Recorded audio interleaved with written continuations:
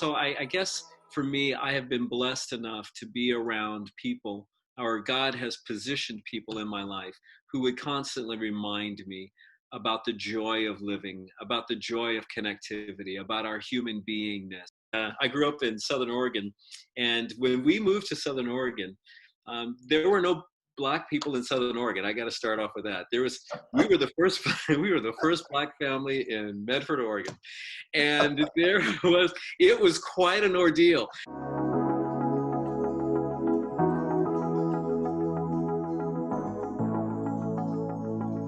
And big brother Derryl Willis is with me today. Derryl's in the house. How's it going, Derryl? I am excellent, Russ. I am so happy to see your smiling face. You know, I love you, man. And I just am so excited to talk to you tonight. And I just wanted to have a chance for all my podcast listeners to meet you, because my podcast is all about how amazing people connect. And you are the most amazing connector that I've ever known. I found you at Oregon State some years ago, and you've been a bright light in my life ever since. Just a few years ago. Just a few, not that long. Yeah. And, you know, I mean, I know you and I we just look just alike, and people can tell we're brothers. But they couldn't tell us apart. We were in a fraternity. They couldn't tell us apart. They couldn't tell us apart. Yeah, a little ebony and ivory going on here. But well, I can tell a story about you. Oh no! So for your listeners, here's the deal.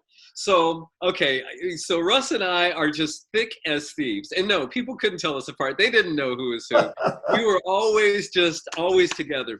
And so Russell loved the story. He knows this. There was one night, there was a gathering of some of the basketball players and some of the athletes at Oregon State. There weren't many of us, probably 8, but there weren't many of us.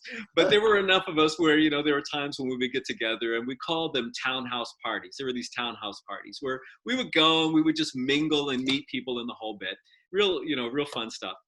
But very few white people would go, were there. And that night there was one, and that was Russ. So I didn't know back then that you weren't going to be just a lifelong friend, that you were going to be a forever brother, that how our lives intersected was something that was intentional and that was going to serve us, serve our lives for the rest of our life. Until next time, have a good one, have a great life. See you later. Bye-bye.